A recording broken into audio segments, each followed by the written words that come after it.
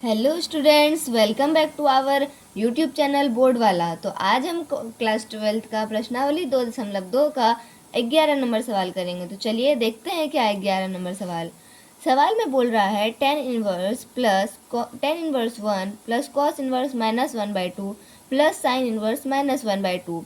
तो चलिए इसका सॉल्व देखते हैं। तो पहले हम tan इनवर्स 1 का मान ज्ञात करेंगे। तो यहाँ पे हम लिखेंगे let tan inverse 1 is equal to y, 1 is equal to tan y, और tan π/4 का मान होता है 1। तो बराबर में हो जाएगा tan y, और tan कैंसिल हो जाएगा, तो y का वैल्यू आ जाएगा π/4, और y हमने लेट किया था tan इनवर्स 1। तो एक मान हमें फाइंड हो गया। अब सेकेंड वैल्यू हमारे पास cos इनवर्स तथा cos इनवर्स -1/2। तो इसे हम लेट करेंगे x, तो हो जाएगा -1/2 is equal to cos x। अब cos 1/2 किसका मान है? तो cos 60 डिग्री का। तो cos π/3 -π/3 बराबर cos x।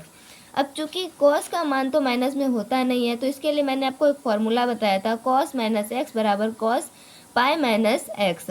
तो यहाँ पे लिखेंगे cos और फिर पाई, और x की जगह पे π/3 है, तो माइनस में π/3 बराबर cos x। अब cos और cos कैंसिल हो गया, और इसका अगर हम लघुत्तम लेंगे तो 3π - π/3 बराबर x, और ये हो जाएगा 2π/3 बराबर x, और x बराबर हो जाएगा 2π/3। और x हमने क्या लेट किया था? x हमने लेट किया था cos इनवर्स -1/2। तो एक मान और हमें फाइंड हो गया। तो चलिए अब साइन इनवर्स -1/2 का मान फाइंड करते हैं। तो अब है साइन इनवर्स -1/2। तो इसे हम लेट करेंगे, लेट साइन इनवर्स -1/2 बराबर z। तो -1/2 बराबर साइन z। अब साइन का रेंज तो माइनस में होता है, तो इसमें कोई प्रॉब्लम नहीं है। तो यहाँ पे साइन -π/6, क्योंकि साइन 30 डिग्री का मान 1/2 होता है, तो -π/6 बराबर साइन z, और साइन कैंसिल हो गया, तो z बराबर हो जाएगा -π/6, और z हमने लेट किया था साइन इनवर्स -1/2। तो चलिए अब हम सारे वैल्यू को पुट करते हैं। तो क्वेश्चन में है tan inverse 1 plus cos inverse -1/2 plus sine inverse -1/2। tan inverse 1 का मान आया था हमारे पास π/4, इसका cos इनवर्स -1/2 का मान आया था 2π/3, और साइन इनवर्स -1/2 का आया था -π/6। लिखेंगे π/4 प्लस 2π/3 -π/6। अब हम इसका लघुत्तम लेंगे, तो 6 18 और 18, तो इसका लघुत्तम हो जाएगा 12, और 12 के पहाड़ा में 4 के पहाड़ा में 12 3 बार में होता है, तो 3 गुना पाए 3 पाए, 3 के पहाड़ा में 12 4 बार में होता है, तो 4 गुना 2 8 पाए, और 6 गुना 2 -2 पाए बराबर हो जाएगा 8 3 11 पाए -2 पाए बाय 12 पाए, और बराबर में ये हो जाएगा 9 पाए बटे 12। यहाँ पे सॉरी पाए नहीं होगा 12, तो ये 3 के टेबल से कट जाएगा, 3 तिहाई 9, 3 चौकी 12। तो इसका आंसर होगा 3π/4। तो इसका फाइनल आंसर है 3π/4 आंसर। तो चलिए अब हम नेक्स्ट नंबर, तो 12 नंबर क्वेश्चन है cos inverse 1/2 plus 2 sine inverse 1/2। आप चाहें तो इसे डायरेक्टली भी सॉल्व कर सकते हैं या लेट कर भी। तो मैं इसे डायरेक्टली सॉल्व करती हूँ। तो यहाँ पे मैं लिखूँगी cos इनवर्स, और ये कितना का मान होता है cos में? तो ये होता है cos 60 डिग्री का मान। तो यहाँ पे लिखेंगे cos π/3 और प्लस 2 साइन इनवर्स, और साइन 1/2 किसका मान होता है? साइन 30 डिग्री का। तो यहाँ पे लिखेंगे साइन π/6।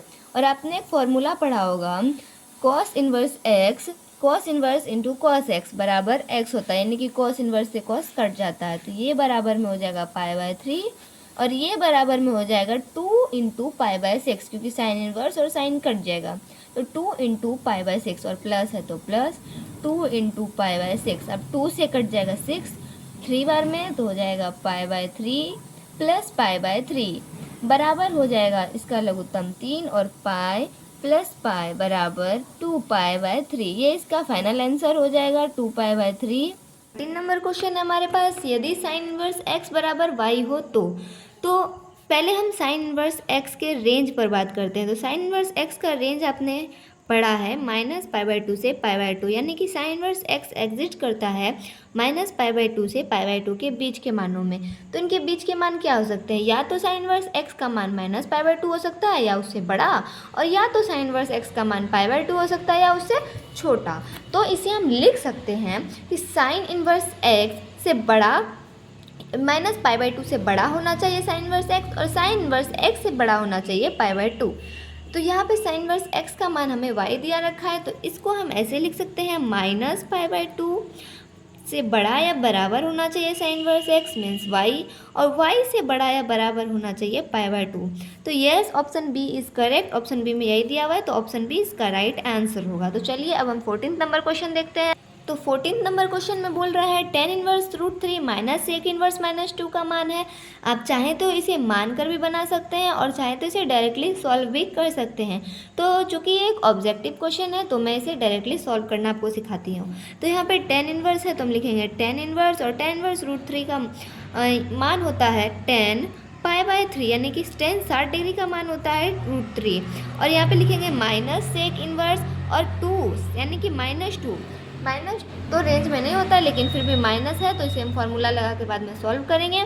तो लिखेंगे यहाँ पे 60 डिग्री का वैल्यू होता है ये भी, तो यहाँ पे लिख देंगे -π/3, और यहाँ पे tan इनवर्स, और मैंने आपको फार्मूला बताया था कि tan inverse into tan inverse x is equal to x।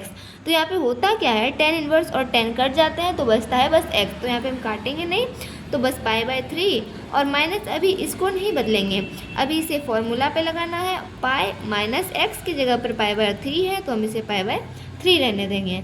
और अब यहाँ पे हो जाएगा सेक इनवर्स और सेक कट जाएगा, तो यहाँ पे हो जाएगा पाई माइनस π/3 माइनस इसका हो जाएगा 3 माइनस π/3, तो ये हो जाएगा π/3 माइनस 2π/3। इसका HCF हो जाएगा 3, तो यहाँ पे हो जाएगा पाई माइनस 2π और /3, तो यहाँ पे हो जाएगा -π/3। तो ये हमारा फाइनल आंसर है, ऑप्शन बी इज़ करेक्ट -π/3। तो ये हमारा फाइनल आंसर कंप्लीट हुआ।